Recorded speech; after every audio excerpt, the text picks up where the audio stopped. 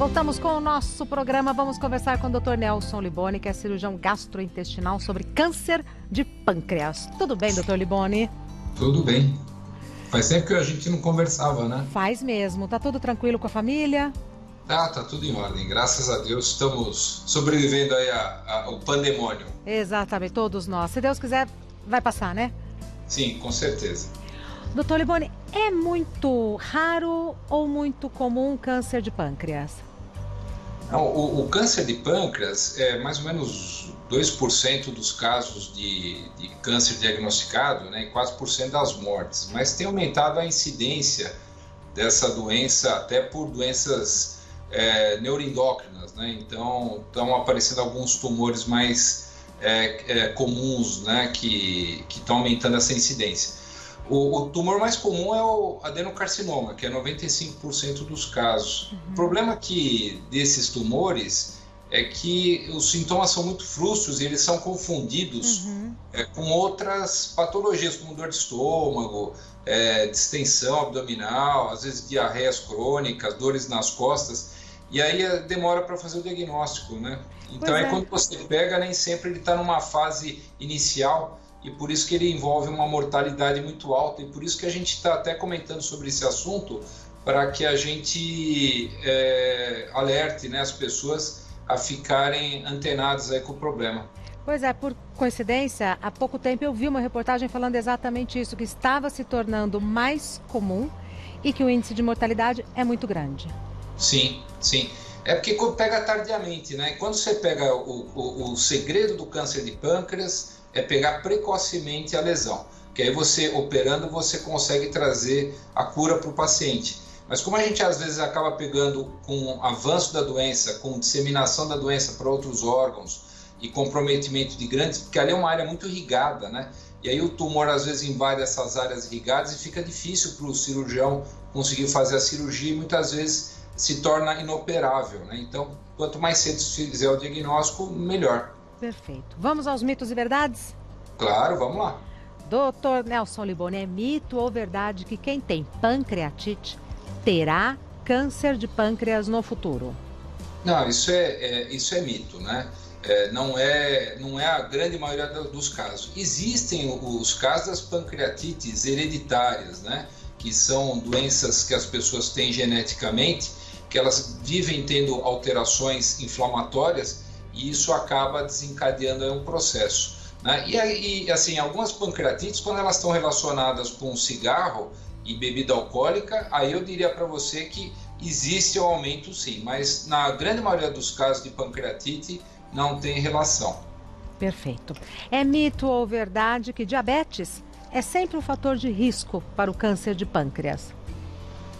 Assim, não é que a diabetes é um mito, tá? Não é que ela é um fator desencadeante. Eu acho que até pela lesão pancreática vai causando uma alteração no funcionamento do pâncreas e você vai tendo uma alteração desses hormônios que controlam o açúcar no sangue. Mas toda vez que você tiver um paciente que tem diabetes tipo 2, ele está acima do peso, ele é fumante, bebe um pouco mais de álcool, é homem, e tem alguns sintomas característicos de distensão, náuseas, dores, você tem que começar a pensar e investigar, porque talvez ele seja um grupo de risco. Perfeito.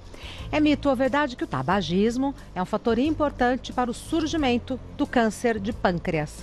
Ah, sim, esse é um dos fatores principais. Antigamente, homem tinha mais câncer de pâncreas que mulheres. Agora está quase que empatando, porque as mulheres estão fumando igual aos homens, né? Então a gente tem visto a incidência do adenocarcinoma aumentar bastante na população feminina, né? Então, se puder, não fume. Sempre, né? Sempre. Porque não é só o câncer de pâncreas, até para outras coisas, né? Exatamente. Para parte cardíaca e outros tipos de cânceres associados, né? Tá. Vou ter que interromper a nossa conversa um minutinho. A gente continua com mitos e verdades daqui a pouco, pode ser? Pode, claro, sempre. Tabagismo, né? E é tão difícil parar de fumar. É tão fácil começar, é tão difícil. Vou repetir. Parei há mais... Já. Mitos e verdades com o Dr. Nelson Liboni. Vamos continuar sobre câncer de pâncreas. Dr. Liboni, é mito ou verdade que o câncer de pâncreas é de difícil detecção? Ele é difícil, né? Porque os sintomas se confundem com outras doenças comuns do aparelho digestivo. E ele está num lugar que nem sempre o ultrassom consegue ver, né? Porque tem o estômago que atrapalha e o cólon. Então você precisa de métodos de imagem um pouco mais sofisticados, como tomografia e ressonância para fazer o diagnóstico. Tá. Então hoje a gente tem aí algumas imagens, né? Que mostram, né? E hoje a gente tem alguns exames bem bacanas, né? Quando você suspeita, é uma história que lembra que o paciente está tendo alteração do ritmo intestinal, está começando a ter diarreia, dores, você pode pedir tomografia, você pode pedir uma ressonância, você pode pedir uma ecoendoscopia, porque ela acaba, de uma maneira geral, vendo o que o ultrassom não vê. Você faz através de uma câmera pelo endoscópio, você consegue enxergar o tumor. Existem outras também possibilidades, né? Tá certo. E aqui eles acabaram mostrando, né, são os tratamentos, né? Então existe a possibilidade de fazer a laparoscopia, ou como a gente tem optado, né, de fazer a robótica, que é também já um grande avanço nessa área. Eu acho que é uma excelente indicação para quem tem tumores de pâncreas, né? Foi uma revolução nessa área que facilita muito para o cirurgião e melhora muito a qualidade do pós-operatório para o paciente. Doutor, vamos para as perguntas do pessoal de casa, já na sequência? Vamos. Então vamos lá. Mariane diz: tenho 38 anos e estou há 7 meses sentindo dores debaixo da costela, e nas costas. Fiz um ultrassom e estou com gorduras no pâncreas. Isso é grave? Preciso fazer mais algum exame? Então, a gente está acostumado a falar de gordura no fígado, né? Mas também existe a gordura no pâncreas, né? Então, isso pode acontecer por pacientes, por exemplo, que bebem um pouco a mais, pacientes que têm pancreatites de repetições, doenças autoimunes, diabetes. Então, tem que ser investigado porque ela pode estar tendo algum outro tipo de problema. Então, eu faria uma tomografia, faria alguns exames de sangue para fazer uma investigação melhor disso daí. Perfeito. A próxima pergunta foi enviada pela Bianca. Somente uma biópsia pode comprovar que o tumor no pâncreas é maligno? Assim, a gente, hoje em dia, com a evolução da endoscopia, a gente consegue fazer a maioria das biópsias, e isso orienta o tratamento, porque é uma cirurgia grande, né? Às vezes são cirurgias de 10, 12 horas, não são cirurgias simples, né? Então, para você entrar nessa briga, você tem que estar preparado para isso. Mas, assim, os aparelhos ficaram tão sofisticados de ressonância e tomografia que hoje a gente consegue, por algumas imagens, já saber se ele é maligno ou não. Olha. Tá? Então, se ele é em forma de casca de ovo, se é em forma de esponja, se é em forma de colmeia. Tem várias classificações que a gente consegue entender pela imagem de ressonância e tomografia, que nos ajuda. Se tem, por exemplo, gânglios juntos, se tem metástases. Então, obviamente, isso acaba nos ajudando. E tem os marcadores tumorais, né? Que é, por exemplo, o CA19.9, que quando ele vem aumentado já é um forte indicativo que talvez tenha alguma coisa maligna lá. Então, não é só a biópsia, tá? Perfeito. A próxima pergunta foi enviada pela Clélia. Olá, minha mãe foi diagnosticada com um tumor na cauda do pâncreas medindo 10/9. Qual seria o procedimento? Tem cirurgia? Então, o procedimento é você entra dentro de um screening para saber que tipo de tumor é esse. Então, tem que se fazer os métodos de imagem que nós falamos. Se possível, fazer uma ecoendoscopia até para estudar a viabilidade de uma possível cirurgia ou não, porque às vezes compromete áreas importantes, você não consegue operar. E tentar fazer essa biópsia, né? E se for na cauda do pâncreas, como ela falou, são cirurgias mais fáceis do que na cabeça, porque o pâncreas ele é dividido cabeça, corpo e cauda, né? A cabeça envolve ali toda a via biliar, envolve a vesícula, o fígado, o duodeno. A cauda é mais fácil de se fazer a ressecção e o doente tem menos problemas no pós-operatório. Perfeito. Mais um minutinho? Preciso sair, mas eu venho. Volto. A gente tem mais perguntas. Olha, vou te falar, a gente está com o Dr. Nelson Liboni. Como é bom viajar, né, Dr. Liboni? É o que eu falo, essa pandemia está nos mostrando coisas que a gente não dava valor, né? E uma delas, sem dúvida nenhuma, além das reuniões com os amigos, é viajar, que é um santo remédio, né? Santo remédio, santo remédio. Bom, a próxima pergunta é da Kelly, que diz: qual a melhor dieta para um paciente que fez cirurgia de pâncreas e duodeno há 10 dias? Bom, se ela está perguntando isso, graças a Deus ela já está indo para casa, porque são cirurgias que às vezes os doentes ficam 2 semanas internados, né? Mas como o pâncreas ele é responsável pela digestão de proteínas e gorduras, a gente sempre recomenda que faça-se uso de uma dieta mais leve, com pouca gordura e pouca proteína inicial, e uma dieta bem leve, tá? E vai progredindo aos pouquinhos, e muitas vezes a gente tem que associar alguns medicamentos com algumas enzimas digestivas para ajudar esse processo até o organismo se adaptar. Ô, doutor Liboni, quem faz a dieta low carb corre o risco de comprometer o pâncreas, não? Não, porque ele vai acabar, ele não está usando o pâncreas, porque o pâncreas ele produz insulina entre outros hormônios. Como você vai ingerir menos açúcar, você vai sobrecarregar menos o teu pâncreas teoricamente, né? Perfeito. Então é o contrário, né?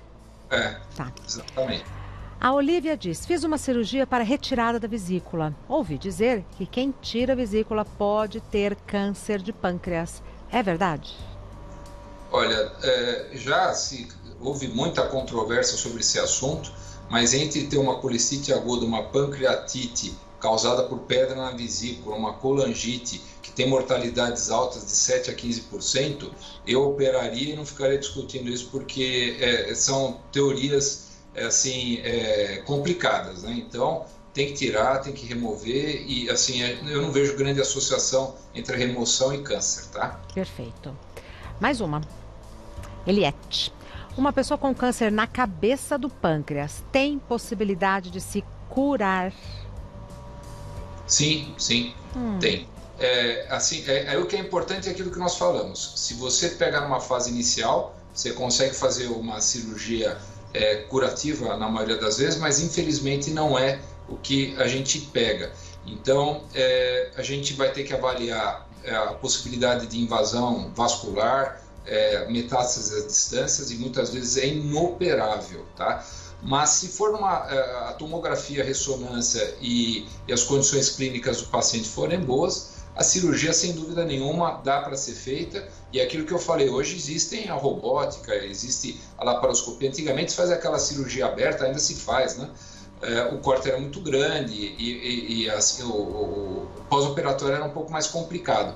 Mas com essas novas tecnologias, sem dúvida nenhuma, o paciente saiu ganhando muito, né? Em termos de precisão cirúrgica, e de menor sangramento, de menor dor.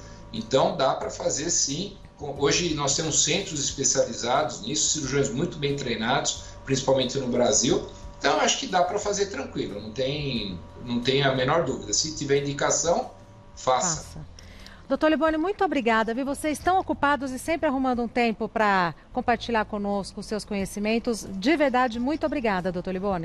Mas eu só vou falar uma coisa. Eu acho que além de você estar tão bem e elegante, é porque você parou de fumar. Se você estivesse fumando, não teria plástica, não teria nada que daria para dar conta. Então, se a gente vai convencer as mulheres a não fumarem, para olhar a Regina está bem porque ela parou de fumar. Muito obrigada, doutor Liboni. Faz mais de 20 anos, eu tenho vontade até hoje, mas eu não acendo um cigarro, nem dou uma tragadinha, nada. Não. Quem para de fumar só de sentir o cheiro do cigarro, frio, é um horror, né? É gostoso só para quem fuma. Quem não fuma é um horror, né? Não é verdade? É verdade. Muito obrigada, doutor Liboni. Dr. Nelson Liboni é cirurgião gastrointestinal. O site do Dr. Liboni é clinicafactum.com.br. No YouTube também, canal Clínica Factum, e no Instagram, Clínica Factum. Factum, não sei se você conseguiu ver, tá aqui no... Tá vendo? Dá pra ver ali com o guarda-pó que o doutor tá usando. Ainda chama guarda-pó? Nossa, guarda-pó, essa você tirou da... Vou te dizer um negócio, essa você declarou a nossa idade. A nossa não, a minha, doutor Liboni, não precisa ser generoso. É com jaleco, sei lá. Isso, avental, tá bom, né? Avental. Factum é F-A-C, mudo T-U-M de Maria no final. Muito obrigada, doutor Liboni. Perfeito, obrigado, tchau. Quando eu estava na faculdade, quem fazia medicina falava guarda-pó.